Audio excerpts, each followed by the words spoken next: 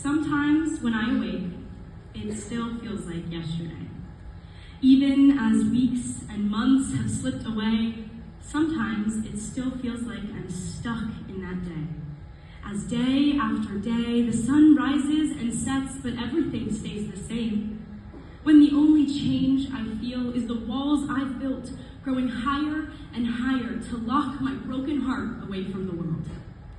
I used to bear my heart like armor, wield it like a blade until it shattered under the weight of so much hate unfurled. Because the world showed me evil like I had never seen before. Not just lurking across the globe on some far off shore. No, the evil, it came right up to me, knocking on my door.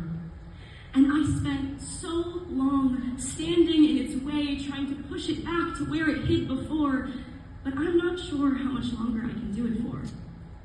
I used to grab my flag and stand in the middle of campus when the protesters came to shout and cause an uproar.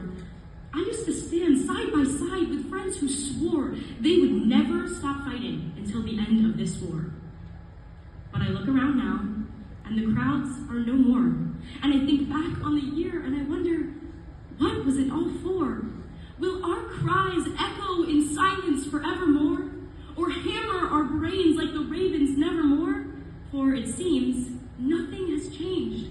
The blood, it still flows in streams. Our brothers and sisters locked so far away we can't hear their screams.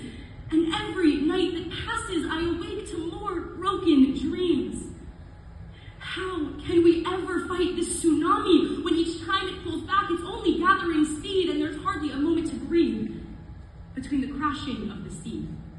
If all you have are some buckets and a friend or two or three, there will never be a way to drain this flooding beachside. And still, we try to fight this rising tide, but no matter how high we build our walls, the hatred smashes through our windows, filling our halls. It seems to me there is no end we can guarantee. There will always be people in this world with whom we disagree. Someone will always get caught in the crossfire and the debris. From Amsterdam to Berkeley, there will always be a city from which we will flee. So, how do I keep fighting when everybody around me has lost their way? When it looks to be Sodom and Gomorrah, but in the modern day, but this time, there will be no divine display of wrath and might to push this darkness away. It's up to us to keep working to pave a new way. We must stand our ground and live to fight another day. Because already we see these strangers sneaking away back into the shadows where they hid before. And it is now that I know at least one thing for sure. We stood all year long because we have something to stand for. We fought all year long because we have something to fight for.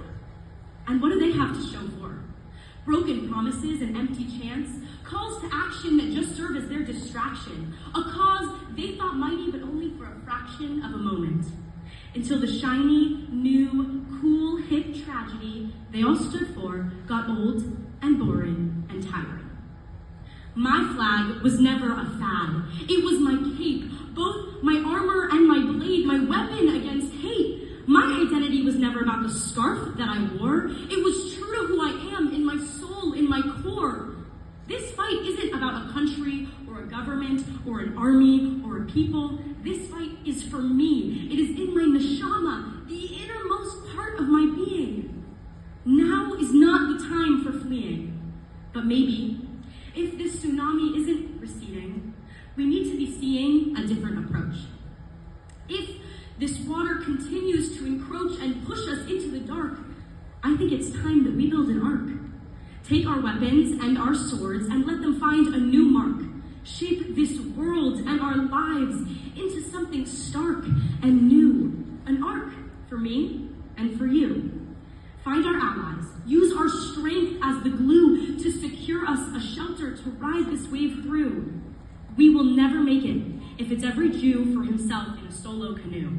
But together we can build something no one can undo. Together we can build an ark for our people until we pull through.